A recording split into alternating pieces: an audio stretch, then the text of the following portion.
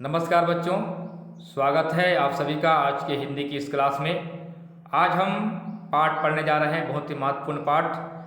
बहुत ही प्रसिद्ध लेखिका रज़िया सज्जाद जहीर, जो कि मूल रूप से उर्दू की कहानी लेखिका है, उर्दू की कथाकार है, उनके द्वारा रचित पाठ नमक कहानी को आज हम समझने का प्रयास करते हैं।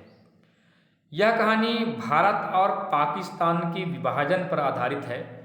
जब भारत और पाकिस्तान का विभाजन हो गया तो राजनैतिक कारणों से, धार्मिक कारणों से या कोई और कारणों से जो परिवार अपने जन्मभूमि को, अपने मातृभूमि को छोड़ करके भारत और पाकिस्तान में बस गए, तो उनकी हृदय की भावनाओं को, उनकी हृदय की संवेदनाओं को इस पाठ में उभारा गया है। क्योंकि कोई भी व्यक्ति हो, चाहे वो किसी भी कारण से अपने मातृभूमि को, जन्मभूमि को छोड़कर कहीं बसा हो, लेकिन उनकी हृदय की जो भावनाएं हैं, जो संवेदनाएं हैं, वह उस स्थान से कम नहीं होता। हर व्यक्ति को अपने जन्मभूमि से, मातृभूमि से स्नेह होता है, लगाव होता है।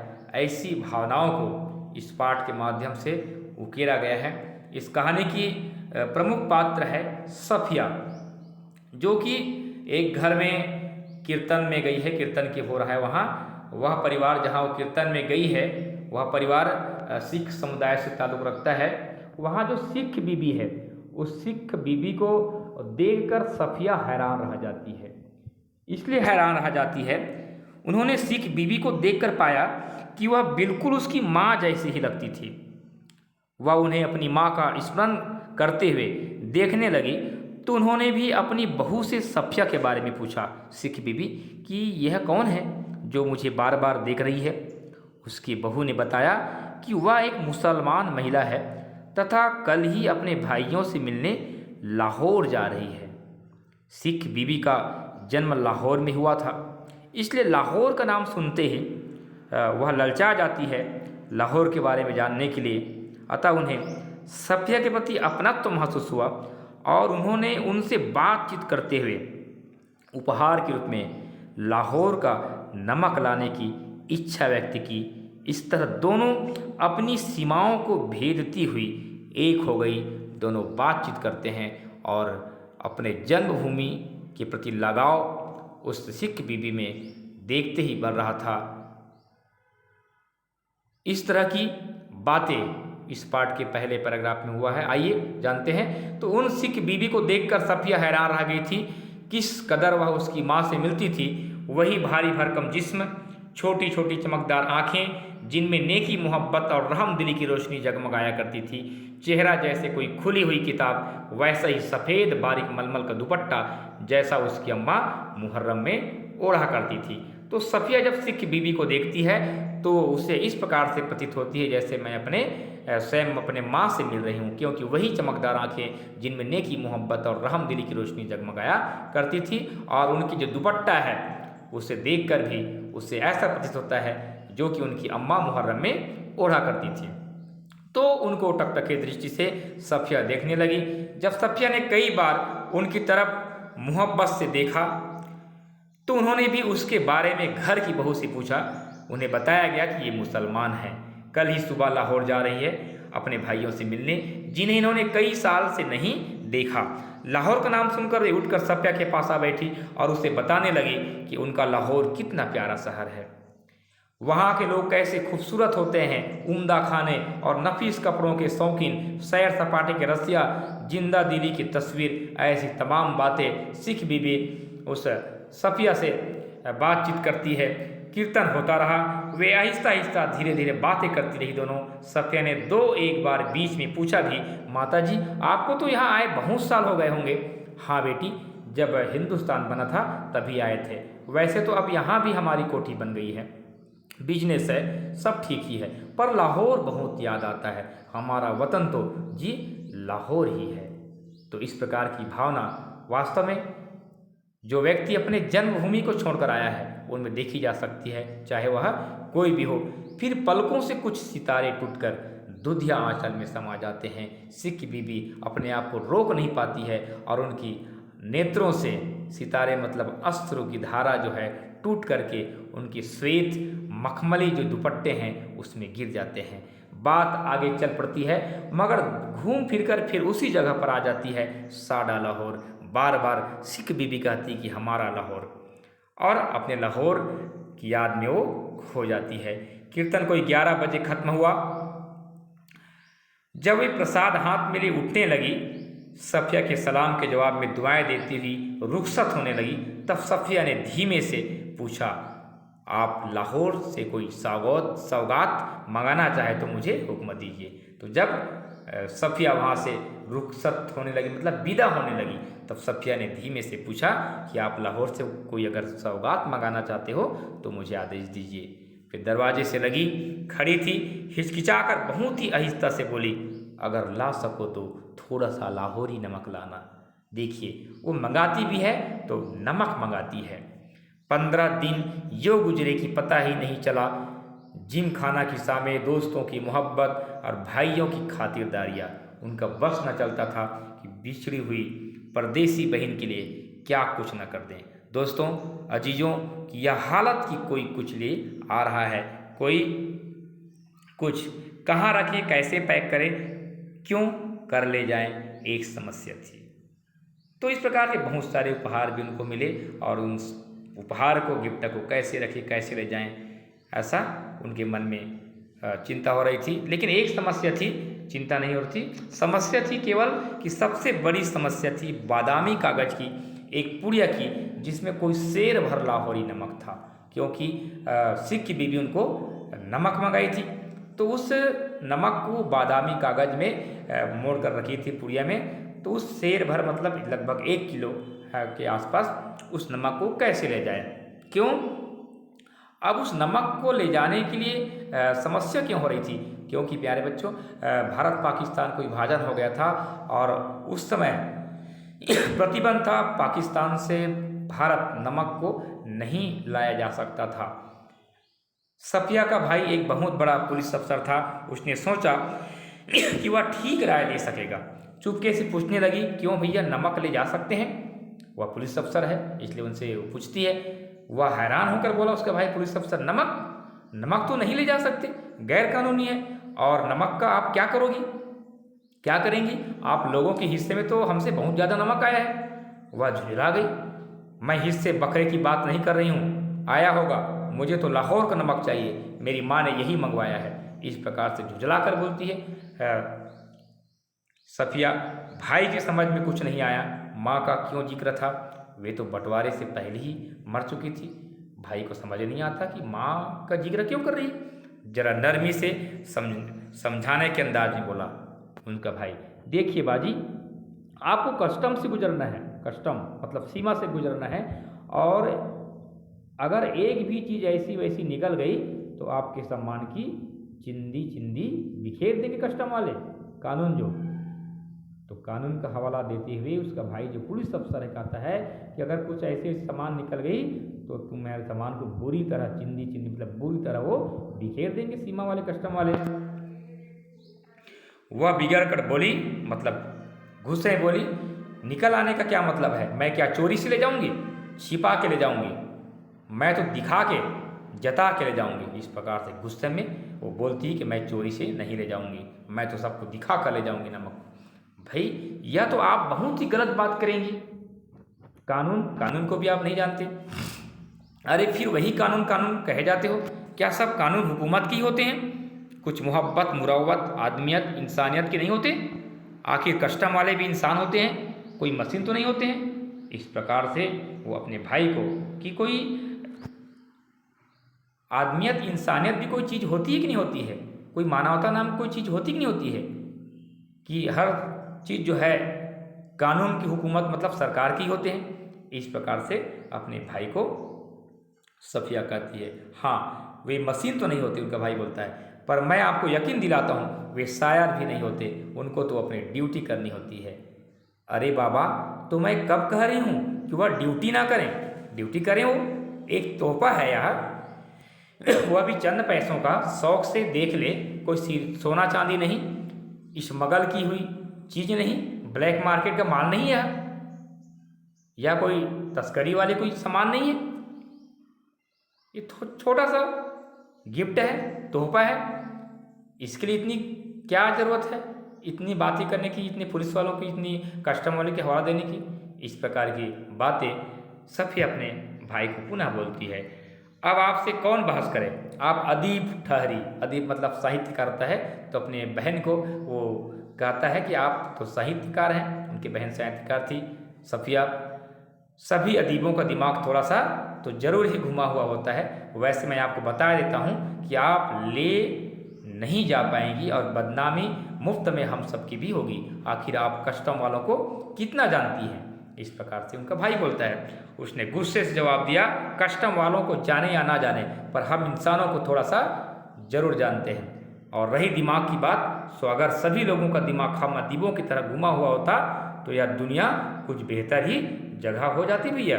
इस प्रकार से अपने भैया को सफ़िया कहती है। दोनों में भाई बहन में इस प्रकार की बातें चलती है। मारे गुस्से की उसकी आंखों के आंसू बहने लगे थे सफ़िया के। उसका भाई सिर हिलाकर चुप हो गया। अगले रोज़ 2 बजे दिन को उसे रवाना होना था, वापस आना था। सुबह के लिए बहुत व्यस्त कार्यक्रम बन चुका था, इसलिए उसे सारी पैकिंग रात ही को करनी थी। कमरे का दरवाज़ा अंदर से बंद करके वह सामान बांधने लगी। इधर उधर फैली हुई चीज़ें धीरे धीरे सिमट कर सूटकेस और बिस्तर बंद में चली गई। सिर्फ 2 चीज़ें रह गई। एक तो वह छोटी सी टोकरी जिसमें कीनू थे। कीनू मतलब एक दोस्त का तोहफा था, संतरे और माल्टे को बनाकर पैदा किया गया ये फल जिसको कीनू कहा जाता है। तो माल्टे की तरह रंगीन और मीठा, संतरे की तरह नाजुक, और दूसरी थी वह नमक की पुड़िया।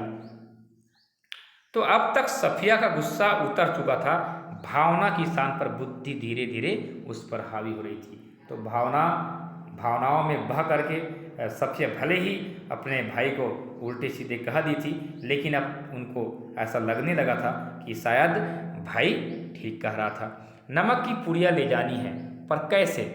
सफ़िया चिंतन करने लगती है, सोचने लगती है कि नमक की पुड़िया को आखिर कैसे ले जाया जाए। अच्छा, अगर इसे हाथ में ले लें और कस्टम वालों के सामने सबसे पहले इसी को रख दें। सोचती हो कि नमक को सबको दिखा कर ही ले जाया जाए तो कैसा रहेगा। लेकिन अगर कस्टम वालों ने ना जाने दिया तो मजबूरी है, छोड़ देंगे। ऐसे तमाम बातें उनके मन मस्तिष्क में चलने लगी। लेकिन फिर उस वायदे का क्या होगा जो हमने अपनी माँ से किया था। हम अपने को सैयद कहते हैं, फिर वायदा करके झुठलाने के क्या मायने। जान देकर भी वायदा पूरा करना होगा, मगर कैसे? अच्छा, अगर इसे कीनियों की टोकरी में सबसे नीचे रख लिया जाए। वो सोचती है कि अगर इसे जो कीनू फल है उस टोकरी के नीचे रख लिया जाए तो इतने कीनियों के ढेर में भला इसे कौन देखेगा। और अगर देख लिया, नहीं जी, फलों की टोकरियाँ तो आते वक्त भी किसी की नहीं देखी जा रही थी। वो आते वक्त जो फलों की टोकरियाँ हैं वो उसका कोई चेक नहीं हो रहा था, उसको याद करती है। उधर से केले, इधर से कीनू, सब ही ला रहे थे, ले जा रहे थे, यही ठीक है, फिर देखा जाएगा। ऐसा सोचते सोचते उसने कीनू कालीन पर उलट दिए, टोकरी खाली की और नमक की पुड़िया उठाकर टोकरी की तह में रख दी, नीचे रख दी।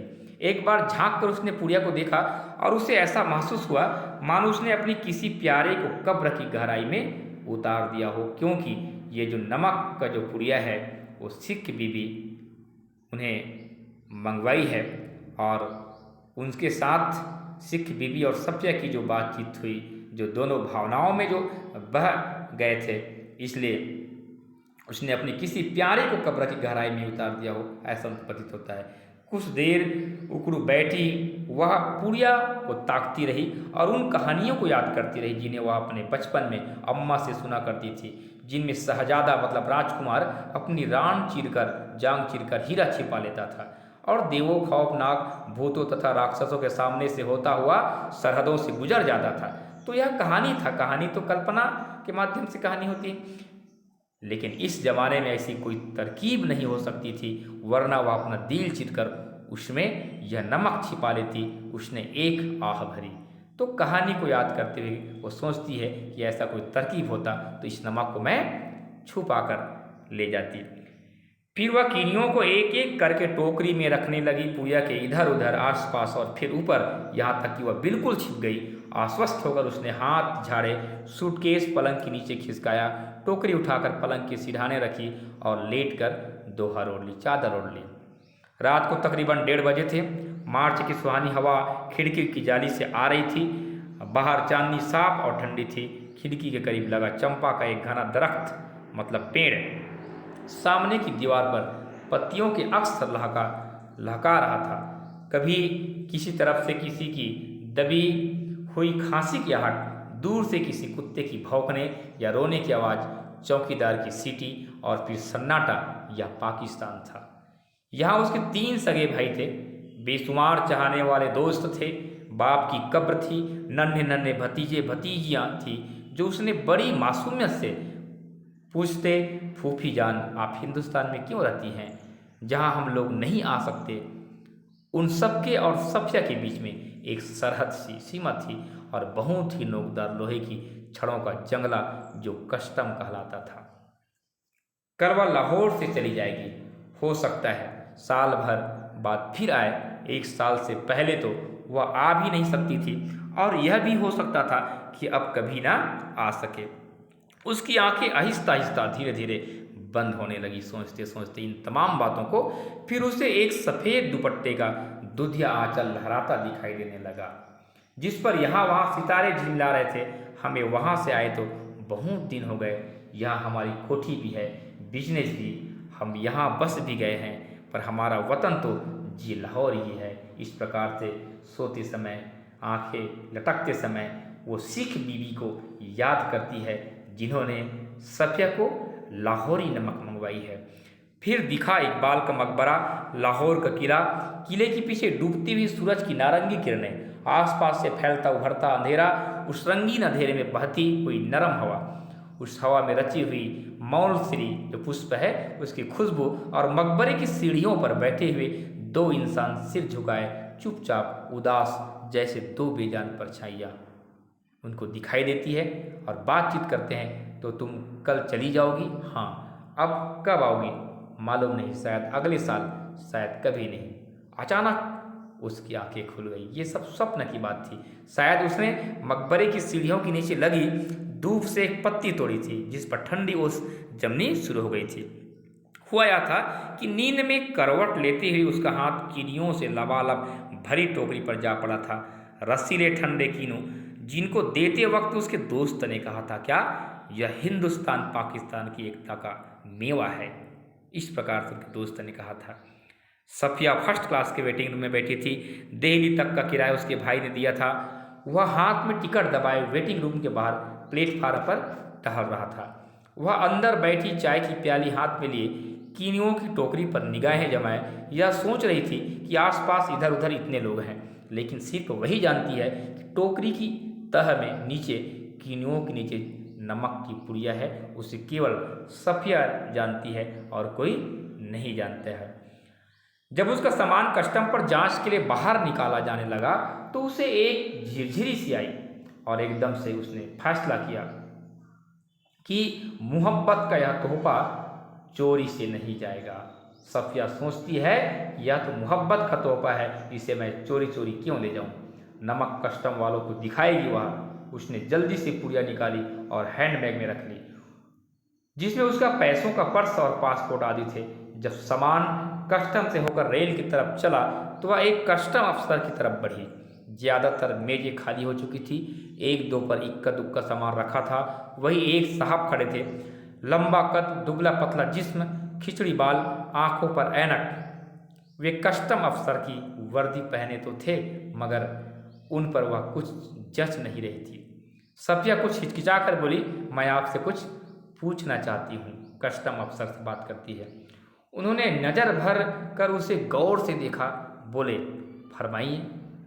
उनके लहजे ने सफिया की हिम्मत बढ़ा दी। आप कहाँ के रहने वाले हैं? उन्होंने कुछ हैरान होकर उसे फिर गौर से देखा। मेरा वतन दिल्ली है। आप भी तो हमारी ही तरफ की मालूम होती हैं, अपने अजीजों से मिलने आई होगी। इस प्रकार से कस्टम ऑफिसर करते हैं।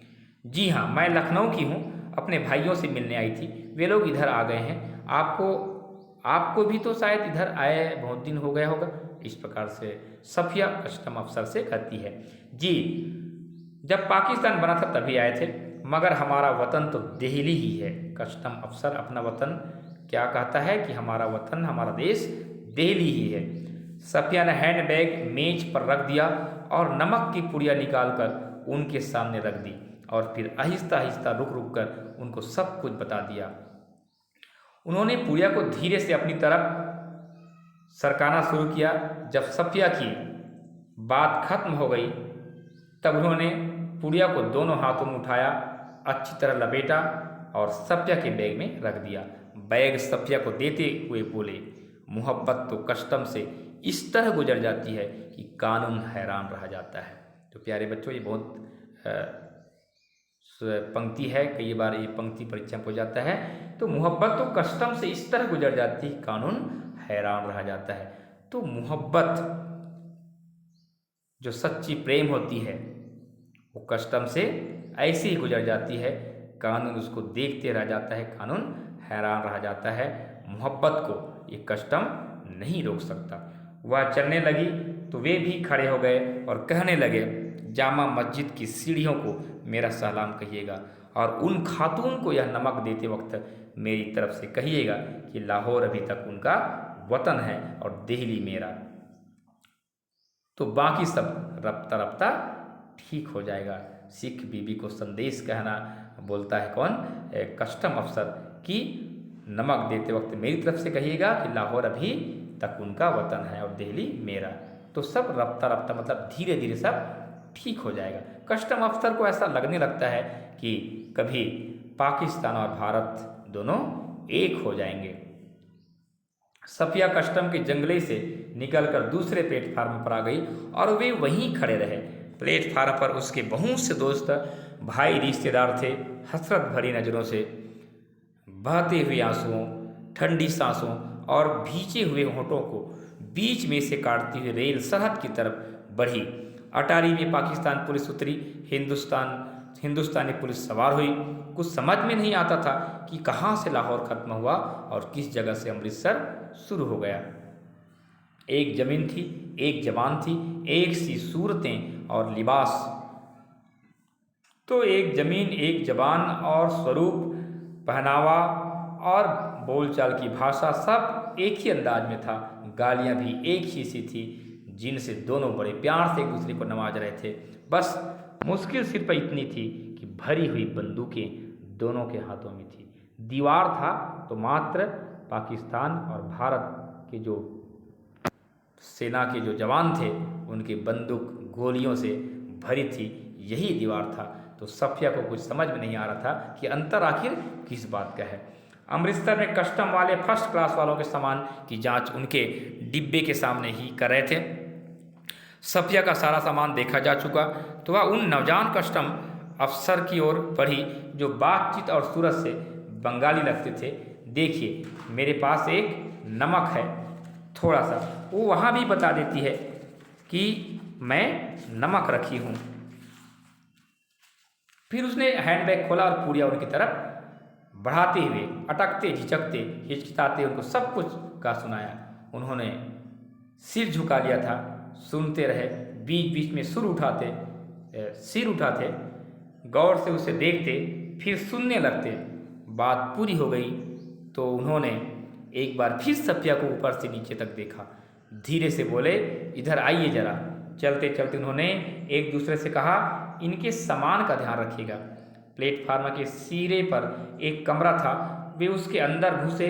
सफिया दाखिल होते हिचकिचाई, वे मुस्कुरा कर बोले, आइए आइए ना। जेब से रुमाल निकालकर उन्होंने कुर्सी को झाड़ा और बोले, बैठिए। सफिया ने पुड़िया और बैग को मेज पर रख दिया। बाहर की तरफ झांक कर उन्होंने एक पुलिस वाले को इशारा किया।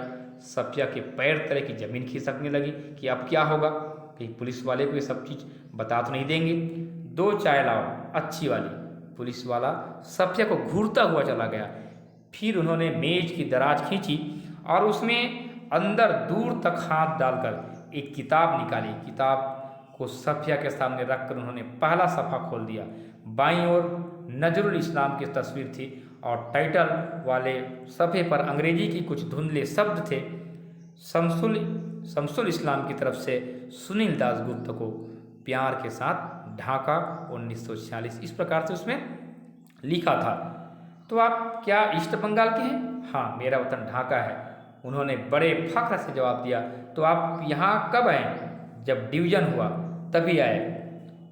मगर हमारा वतन ढाका है। मैं तो कोई 12-13 साल का था। पर नजरुल और टैगोर को तो हम लोग बचपन से पढ़ते थे। जिस दिन हम रात यहाँ आ रहे थे उसके ठीक 1 वर्ष पहले मेरे सबसे पुराने, सबसे प्यारे बचपन के दोस्त ने मुझे यह किताब दी थी। उस दिन मेरी सालगिरह थी। फिर हम कलकत्ता रहे, पढ़े, नौकरी भी मिल गई, पर हम वतन आते जाते थे। इस प्रकार से जो अपने भारतीय जो कस्टम अधिकारी है, कस्टम अफसर, उस सफिया को बताता है। वतन? सफिया ने जरा हैरान होकर पूछा। मैंने आपसे कहा ना कि मेरा वतन ढाका है। उन्होंने जरा बुरा मानकर कहा, हाँ हाँ ठीक है, ठीक है। सफिया जल्दी से बोली, तो पहले तो बस इधर ही कस्टम था, अब उधर भी कुछ गोलमाल हो गया है। उन्होंने चाय की प्याली सफिया की तरफ खिसकाई और खुद एक बड़ा सा घूंट भरकर बोले, वैसे तो डाब कलकत्ता में भी होता है। डाब मतलब कच्चे नारियल का जो पानी होता है उसे डाब कहते हैं। जैसे नमक यहाँ भी होता है, पर हमारे यहाँ के डाब की क्या बात है। हमारी ज़मीन, हमारे पानी का मज़ा ही कुछ और है।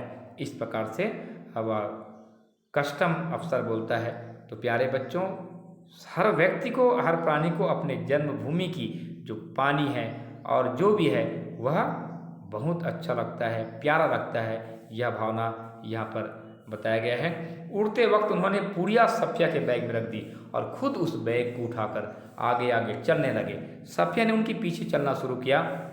जब सफिया अमृतसर के पुल पर चल रही थी तब पुल की सबसे निचली सीढ़ी के पास वे सिर झुकाए चुपचाप खड़े थे। सफिया सोचती जा रही थी कि किसका वतन कहाँ है, वह जो कस्टम के इस तरफ है या उस तरफ। तो प्यारे बच्चों, यह जो पाठ है, इस पाठ को पढ़ने के बाद हमारे मन में अनेक प्रश्न उठते हैं कि वास्तव में क्या जमीन की, इस धरती की बंटवारा कर देने से ही क्या हम अपने हृदय की भावनाओं को भी बांट सकते हैं? नहीं। नमक कहानी भारत पाकिस्तान के विभाजन के बाद सीमा के दोनों तरफ के लोगों के दिलों को टटोलती कहानी है। उनकी भावनाओं और संवेदनाओं को यह बताने वाली कहानी है। लोगों को सीमा के आधार पर विभाजित कर देने भर से लोगों के मन की भावनाएं विभाजित नहीं हो जाती। जन सामान्य का लगाव मूल स्थान से बना ही रहता है। पाकिस्तानी कस्टम अधिकारी तथा भारतीय कस्टम अधिकारी क्रमशः दिल्ली तथा ढाका को आज भी अपना वतन मानते हैं। भेदभाव के विपरीत सिख बीबी सफिया तथा कस्टम अधिकारी सुनील दास गुप्ता के व्यवहार में जो स्नेह एवं सम्मान है, उसके माध्यम से लेखिका यही बताना चाहती है कि जनता इस भेदभाव को नहीं मानना चाहती। ढाका हो या दिल्ली हो या फिर लाहौर, सबके नाम अलग हो सकते हैं, परंतु यहाँ के रहने वालों के दिलों को नहीं बांटा जा सकता। तो इस प्रकार से यह पाठ समाप्त होता है। इस पाठ को आप लोग अच्छे से वाचन करें और इस पाठ के प्रश्नोत्तर को भी आप बनाने का प्रयास करें।